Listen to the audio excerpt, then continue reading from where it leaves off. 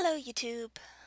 Okay, so as many of you know, I run an Etsy shop where I sell cards and prints and stuff that has my art on it. And I've been running the shop for over 3 years, which means that some of the art there is now over 3 years old, which means I've improved. So one of my current projects involves redrawing some of the pieces I'm least happy with in the shop and kind of updating them to my current style. And honestly, I'd be doing this regardless of whether or not it was on YouTube, but I figured I could use it to pull double duty and I could do the YouTube, like, draw this again meme thing at the same time. So I'm mostly still pretty happy with the idea behind this card. I like the text I chose for it, I like the composition, I just didn't really like the artwork, so I wanted to update that. I did decide through the course of drawing this to kind of update the composition to make it a little bit more dramatic, but in hindsight, I kind of also liked the original sort of nonchalant pose, so that might have just been a change for the different as opposed to a change for the better. But it was still pretty satisfying to know that I could choose to make that different composition as opposed to 3 years ago where I really would have struggled to draw something that was that pushed and that dramatic. Honestly, if you're ever feeling really down about your artwork, like you can't draw anything right, I would wholeheartedly recommend trying this redrawing thing. It's a great way to just see right in front of you where you've gotten better and to be really kind of conscious while you're drawing of the new tricks you've learned along the way.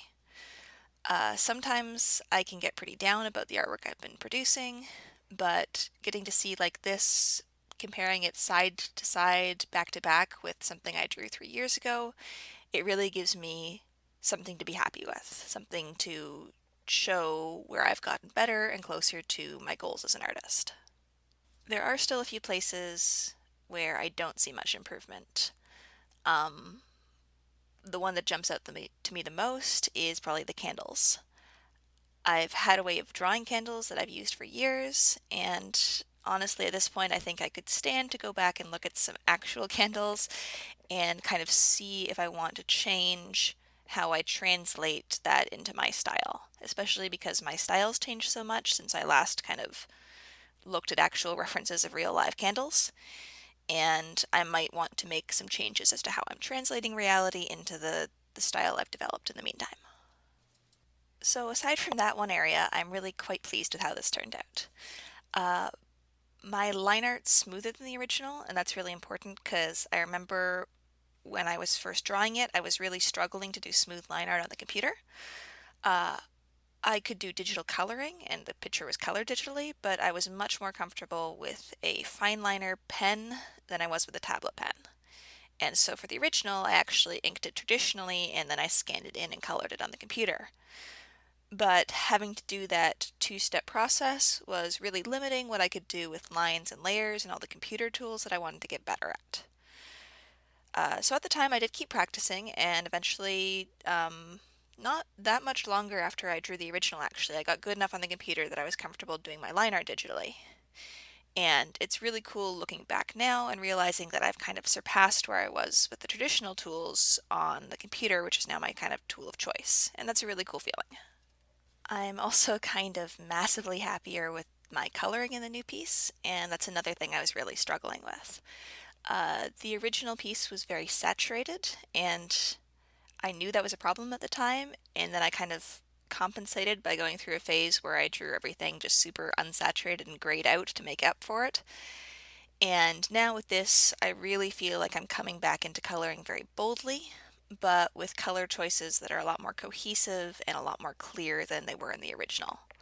I finally got, I think, a better balance than I had before between saturated bright colors and still making something look like all the colors are being lit from the same light source and have the same kinds of tones in their shadows. The last area where I think I made some major changes was in my use of textured brushes.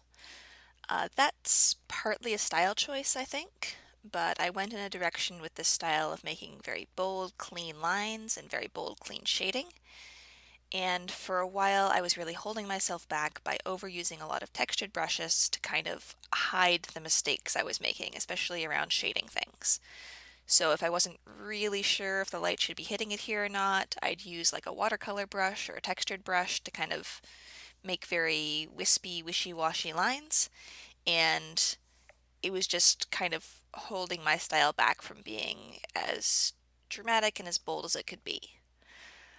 And now I've switched to kind of a cleaner style of shading, and I feel like I'm using textured brushes more for emphasis instead of sort of hiding behind them, and I'm really happy with that change, though I still think I'm kind of working on finding exactly the right balance.